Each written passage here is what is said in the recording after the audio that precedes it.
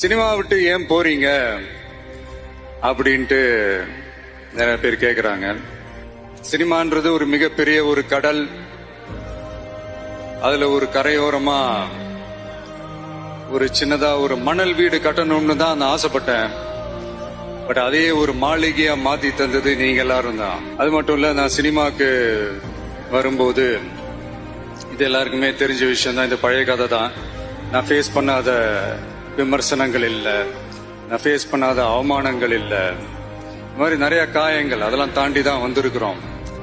அந்த மாதிரி நேரத்துலலாம் டே ஒன்ல இருந்து என் கூடவே நின்னது என்னோட ரசிகர்கள் தான்.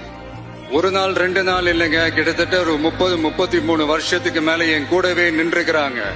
அதனாலதான் நான் என்ன டிசைட் பண்ணேன்னா, அடுத்த 30-33 வருஷத்துக்கு அவங்களோட நான் நிக்கிறோம்னு முடிவு பண்ணிட்டேன். எனக்குன்னு ஒண்ணுனா வந்து தியேட்டர்ல நிக்கிறாங்க, நாளைக்கு அவங்களுக்குன்னு ஒண்ணுனா அவங்க வீட்டுல போய் நிக்கணும்னு நான் முடிவு பண்ணிட்டேன்.